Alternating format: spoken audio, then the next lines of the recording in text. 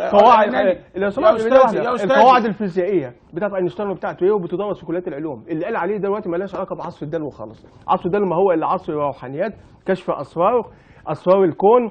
بتقول يا جماعه ان في نهايه الزمان في حاجات حصلت، مؤامرات وخدع على مر الاف السنين، وان اصلكم تم خداعكم بان اصلكم 1 2 3 4، فالاصول هي 1 2 3 4 برضه، وكله بما لا يتعارض مع الدين. طب الاجناس اللي احنا حضرتك عرضناها دلوقتي، هيلاري كلينتون وبوش الابن والكلام في ده، صور ثانيه، في صورتين ثانيه، دول اصولهم ايه يا دكتور احمد؟ في جنسين، ما انا عايز اقول الكلام ده استكمالا للموضوع اللي فات اللي هو اكناس كوم ياجوج وماجوج في الارض، اللي هي اكناس الكون والبتاع ليس حكا على الانسان. يعني عاوز تقول هيلاري كلينتون دي مثلا وبوش الابن ده من كوكب تاني؟ كواكب اخرى. الناس البيض والشقق، انا جايب صور اللي بعد اذنكم تجيبوا له الصور اللي هو فيها واحد ابيض واشقر كده. طيب ماشي. ده سكان كوكب فينوس او الزهره، اللي هم منهم دول الاسكندنافيه والسويد والنرويج وفنلندا. يوجد الكثير والكثير طيب. من الاجناس. معانا فيديو هو الدكتور احمد. دي بعض الفيديوهات اللي فريق الاعداد مشكورا قام باحضارها. هنلاقي دي اجناس جو في الارض، واجناس فضائيه متواجده على الارض منذ الاف السنين، وفي بعضها هندسه وبعضها موجود، وفي حاجات ثانيه يا ريت فريق الاعداد يعرضها. دي اجناس بشريه يا دكتور احمد ولا اجناس ايه؟ كل دي ايه اللي قدامنا ده تحديدا؟ في اجناس فضائيه. لا، في اجناس فضائيه وفي اجناس بشريه. ده على الارض، ده على كوكب الارض ولا حضرتك حاجه اهو. في اجناس فضائيه وفي اجناس بشريه، بس البشر دول اللي موجودين في جوف الارض وليس البشر. شكل عامل ازاي ده شكل ايه؟ ده غريب. في حاجه ثانيه اللي هو المخابرات الامريكيه قبضت عليه، في كائن فضائي بيتحرك دلوقتي وعاملين معاه حوار، هم فريق الاعداد اللي جايبه. الولايات المتحده الامريكيه قبضت عليه، لكن تم اخفائه نظرا لقانون سريه المعلومات لمده 60 سنه. الكائنات دي جايه منين يا دكتور؟ اولا بعضها من جوف الارض، والاخر من كائنات اخرى، من كواكب اخرى. الكلام ده ورد في الاسلام وفي الشريعه الاسلاميه. ويخلقوا ما لا تعلمون.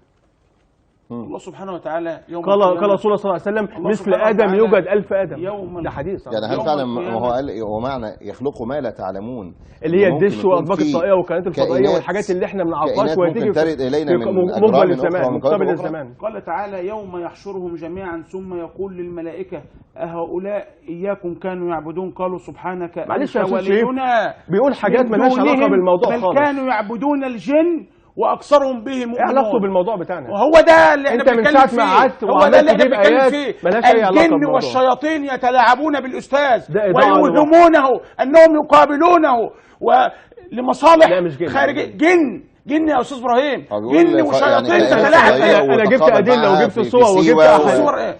جن يتلاعب به يا استاذ صلاح، جن يتلاعب به يا استاذ ابراهيم، بعد اذنك يا استاذ ابراهيم، جن يتلاعب به. انا جبت ادله وجبت الايه. الله سبحانه وتعالى انا جبت ادله وجبت احاديث. الله سبحانه وتعالى يخاطب الملائكه يوم القيامه ليعلمنا، حاشاه الا يعرف، هو يعرف بس يريد ان يعلمنا ان الملائكه قالت أن الإنسان عبد الجن، لابد أن يكون له أصل. طيب علاقة ده بما يقولوا إيه؟ ما فيش. هو يخلق ما لا تعلم. في أجناس ربنا خلقها، ما فيش إلا الجن. في الآية الكريمة القرآن له معاني أم معنى واحد؟ القرآن له معاني كثيرة. القرآن أليس كذلك؟ هو مصمم على الجن، هو ربنا ما خلقش إلا الجن بس. الشريف، ما فيش كائنات ثانية. أنت كباحث إسلامي، معنى ويخلق ما لا تعلم هو جاي حافظ ايتين أليست معناها أنه هناك بعض الكائنات موجودة في الكون أكيد ربنا خلق الكون عمار لا نعلمها ولم نرها؟ هو ما فيش إلا الجن بس. هناك إشارات كثيرة في القرآن الكريم. تمام. أن هناك دواب، وخلق الله سبحانه وتعالى 7 سماوات و7 أراضين وفيهم من الدواب. من السنة نتحدث ومن القرآن نتحدث، وبما لا يحدثنا به القرآن والسنة لا نتحدث ولا نتجاوز. سؤال لحضرتك ولا نتجاوز. هل تعرض القرآن الكريم والسنة الشريفة لوجود كائنات أخرى حتى ولو كانت في نهاية الزمان؟ يأجوج ومأجوج كائنات ليسوا بشرية. تمام. أخبرنا لا بشرية، بعض أجناس البشر. أخبرنا هو اعترف أهو وأصل يأجوج ومأجوج. اعترف إن هي سورة الكهف مش تحدثت عن كده. طيب سورة الكهف يأجوج ومأجوج كائنات ليست بشرية. أيوة ليست بشرية. أخبرنا أي سلالة؟ هل من الجن؟ لم يذكر في القرآن ولم يذكر في السنة. لم يذكر أي سلالة. من أين أتى الأستاذ أحمد بهذه المعلومات؟ يأتي يأجوج ومأجوج بعد سيدنا عيسى، بعد مقتل. هو كده كذب الرسول صلى الله عليه وسلم، قال لك يأجوج ومأجوج ومأجوج من جنس جزء، يوجد 1000 جزء يدخلون جهنم، 999 جزء في النار و999 جزء في النار وجزء واحد في الجنة. مين هم 999؟ قال لهم اللي هم من ولد يافس. من ولد يافس، قال لهم ياجوج ماجوج ده اللي هم اصلهم ادم يعني بشر، بس قاعدين في جوف الارض. ده حديث الرسول يا استاذي، يدخل منهم 999 اللي هم من ولد ياجوج ماجوج. ده حديث الرسول. ما اعرفش الحديث ده، ما شفتوش. نعم ما تعرفوش؟ لا طب ارجو ان الساده المشاهدين يطلعوا الحديث دون ان سيدخل 1000 جزء النار، 999 في النار وهم من ياجوج ماجوج ولد يافس ابن نوح اللي هم اساسا جدهم ادم واجناس بشريه، بس بعد الطوفان دخلوا جوه في الارض عشان الطوفان فتم تحويلهم للشكل اللي هم فيه دلوقتي والطوال والحاجات كلها، وواحد في الجنه. ده حديث الرسول. هو تكلم الاستاذ شريف طبعا يجهل حديث الرسول. جنس واحد في الجنه. ده حديث الرسول. لما قال له يا رسول الله من سيدخل الجنه من سيدخل النار، قال لهم 999 قسم في النار طبعا والناس عليها ان هي ترجع، وجزء في الجنه. قال لهم من 1999 من ياجوج وماجوج اللي هم من ولد يافس ابن نوح الذي اصلهم ادم. كانوا قبل الطوفان متواجدين لكنهم دخلوا مع انا قلت لحضرتك في الحلقه اللي فاتت ان ياجوج وماجوج جنس من الاف الاجناس البشريه فقط، توجد اجناس بشريه متواجده في الارض. ياجوج وماجوج اجناس بشريه وليست بشريه لكنها بعد قبل الطوفان دخلت جوه في الارض، وبالتالي تحورت علشان تلائم حياه باطن الارض. لما هيطلعوا طوال، لان تحت في يعني امتداد اللي منهم بعد كده اللي شبههم اللي هم قوم عاد والنفليم والحد كلهم اللي هم العماليق.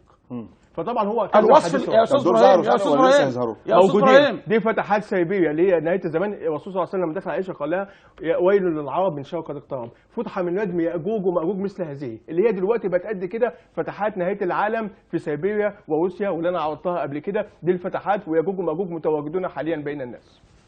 لا كلام كتير جدا. ياجوج وماجوج موجودين الان بين الناس. يا استاذ ابراهيم انا كلمت من واقع الحديث ومن العلم. رد على هذه النقطه ارجوك. يتكلم ويقول انت تكذب النبي صلى الله عليه وسلم. يا استاذ احمد، يا استاذ احمد، انت سئلت في كثير من البرامج انت اقوى من القران لم تتكلم، انت اقوى من القران لم ترد، انت اقوى من القران لم ترد.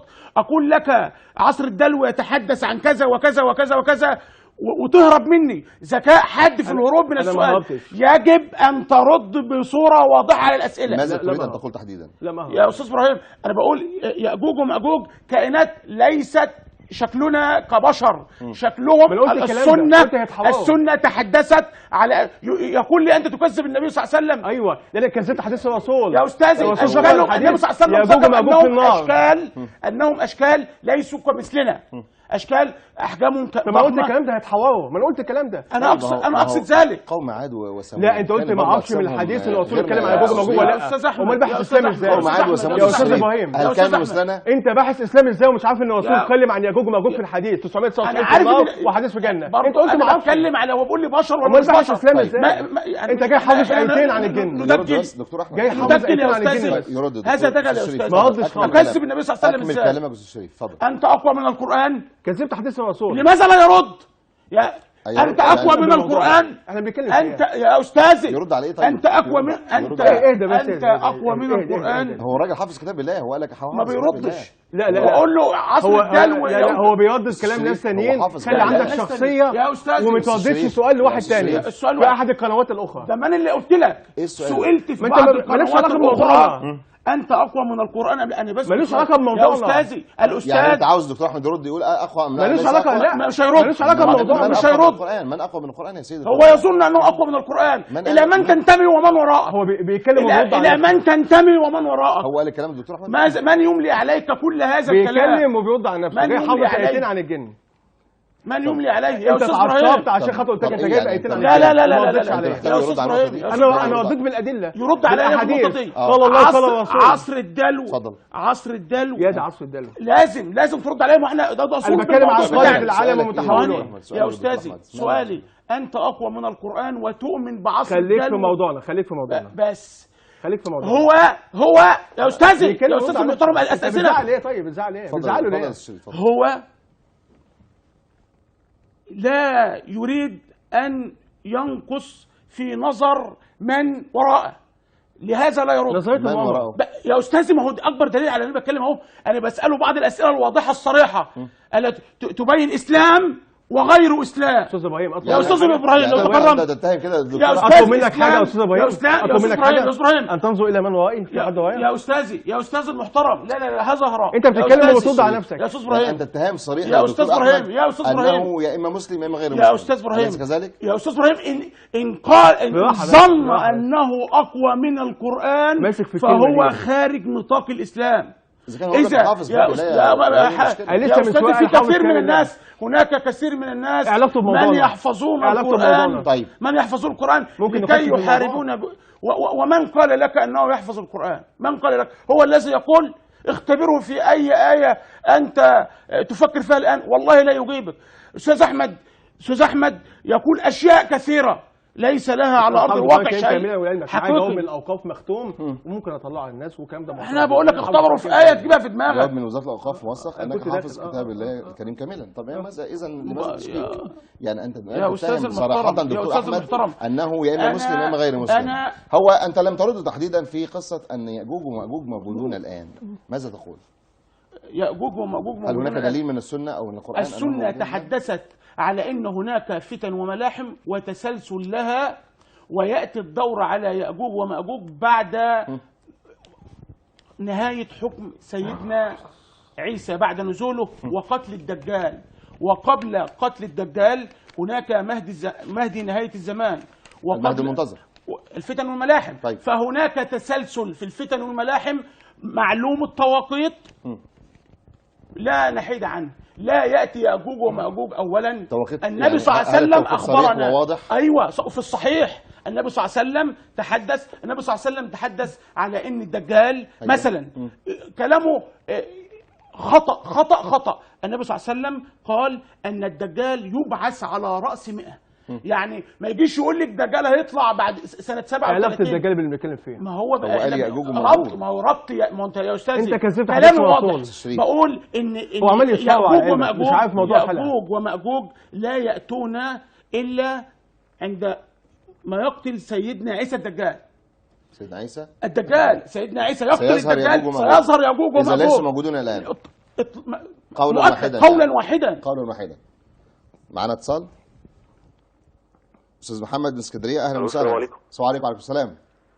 ممكن أشارك معاكم لو سمحت في البرنامج؟ اتفضل. أهلا بيك. اتفضل يا أستاذ محمد. أهلا بيك فندم. بقول لحضرتك أنا كنت عاوز أقول بس إن أنا شفت حلقة كان جايبها التلفزيون المصري تقريبا القناة الأولى بس من كذا سنة، جايبين شاب اسمه عبد الكريم كان بيتكلم مع المذيعة، هو بيلعب في النادي الأهلي، بيقول كنت بتدرب على اختراق ضاحية في صحراء كده في أسيوط تقريبا، وبعدين بص لقى طبق طاير نازل وخده ومش عارف دخله في جهاز أشعة وأثر عليه بإشعاع معين، وبعدين بقى هو بعد كده جات له طاقة خارقة، عنده قوة خارقة الراجل ده، يعني اتأثر بالإشعاع اللي أثر عليه بتوع الطبق الطاير.